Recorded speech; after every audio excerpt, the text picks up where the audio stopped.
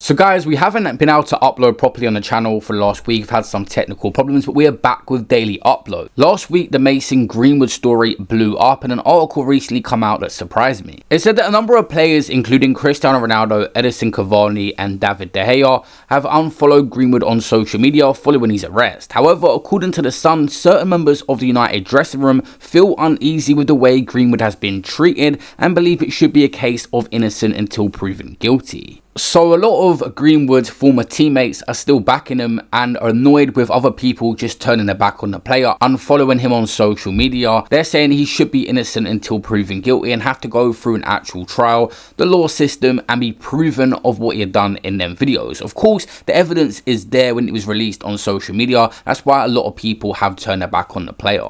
Of course, this whole case has sparked off social media. In a usual girl speaking out against an ex or anything, it could be just their word against hers, and then you go court and we'll find out what happens. But where graphic evidence has been put online, videos and even photos, a lot of people can see what happened in this case and do not want to put their brand with his by keeping him on their social media or even speaking out and vouching for the player.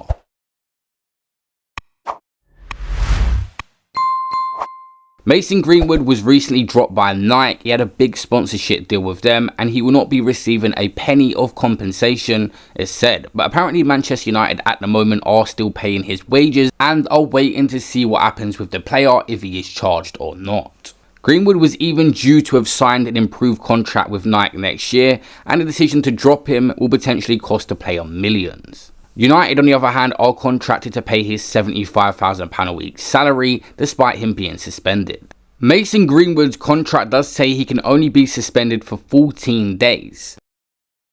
On the face of it, therefore, Greenwood appears free to return to training after 14 days, even if the police investigation is still ongoing. However, I don't expect that to happen. Letting Greenwood return now would be a huge PR nightmare for the club. Manchester United may say that for as long as the police investigation and criminal prosecution remains live, they have the power under the player's contract to continue the suspension or even resuspend. United must now wait to see if Greenwood is charged before deciding their next move. There's lots of different outcomes that could happen here. Greenwood could possibly get his contract terminated and they'll just give him a settlement sum out of that. Then Greenwood could go and sign for another club, possibly abroad, on a pre-contract that if he's found not guilty on his case. If there is a trial and Greenwood is found not guilty, the club may explore early termination of his contract. If there's a trial and Greenwood is found guilty and sent to prison, Manchester United could rip up the player contract and just stop paying Greenwood. Another player that's been in the headlines a lot is Kurt Zouma. I posted exactly what happened on my second channel, where he posted a video to Snapchat of him kicking his cat and chasing around and abusing it for no reason with his brother.